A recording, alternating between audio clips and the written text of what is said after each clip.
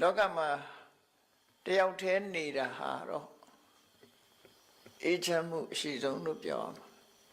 သို့သောလူတွေဘာလို့တယောက်တည်းမနေနိုင်ကြသလဲဆိုရင်စိုးရင်တော့ကရှိလို့တယောက်တည်းမနေနိုင်ဘူးမြို့တွေးတယ်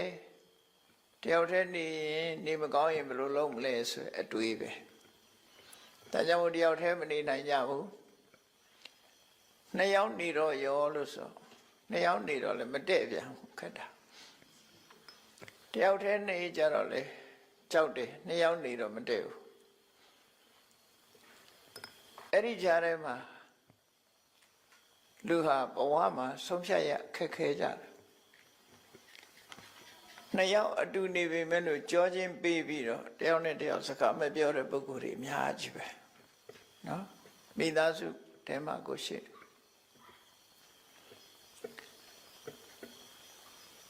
ယနေ့ချင်းဆိုင်ပြီးတော့တောင်စကားမပြောဘဲနဲ့နှစ်ယောက်အတူနေတာတွေရှိကြတယ်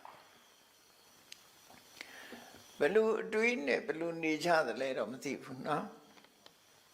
တယောက်တည်းနေပြန်တော့လေမနေရဘူးမနေချင်ဘူးနေတော့နှစ်ယောက်အစမြပြေတဲ့ဘဝမှာနှစ်ယောက်နေတာကြတော့ဟိုငြိမ်းချမ်းမှုကတစ်ခါဆုံးရှုံးပြန်တယောက်တည်းဆိုတော့စကားများစရာတော့မရှိဘူးနှစ်ယောက်ဆိုရင်တစ်ခါမဟုတ်တစ်ခါစကားများကြတယ်ရှမ်းဖြစ်ကြတယ်ပေါ့နိုင်ငံခြားလူတွေလည်းဒီတိုင်းပဲမထူးပမာရီဗုဒ္ဓဘာသာတွေမှာမဟုတ်နိုင်ငံခြားလူတွေလည်းတယောက်တည်းနေခြင်းleave me alone လို့ဩတာသူတယောက်တည်းနေမယ် leave me alone ဆိုပြီးတော့ဩတယောက်တည်းနေပြန်တော့လေလုံးလေးဖြစ်တယ်ပြောပြန်တယ်နော်လုံးလေးဖြစ်လာတော့ဘာဖြစ်တော့ဆိုဟိုတယ်လီဖုန်းဆက်ဒီတယ်လီဖုန်းဆက်ဖြစ်လာပြန်တယ်တယ်လီဖုန်းဆက်ခေါ်တော့လာတော့တဲ့လာလို့ဆိုမတဲ့ပြန်နှစ်ရက်သုံးရက်လောက်ပဲဆင်ပြေတယ်နောက်ရက်ကျဆင်ပြေလူတဘာဝကတွေးစားရအခက်ကြီးပဲအဲ့တော့လူတွေဟာတယောက်တည်းမနေဝန်းတာလဲဒီစိတ်ပဲနှစ်ယောက်မတည့်တာလဲဒီစိတ်ပဲအဲ့လိုနေထိုင်ကြတဲ့လောကကြီးမှာမြတ်စွာဘုရားလက်ထက်တုန်းကမြတ်စွာဘုရားကတော့တရားထွေးနေရတဲ့အကျိုးကျေးဇူးတွေကိုဟောကြားဆုံးမထားတာရှိတယ်နှစ်ယောက်နေလို့တူနဲ့တူနဲ့အစဉ်ပြေလို့ဆုံးမဩဝါဒတွေရလို့အကူအညီရလို့ဆိုရင်နှစ်ယောက်နေတာအစဉ်ပြေတယ်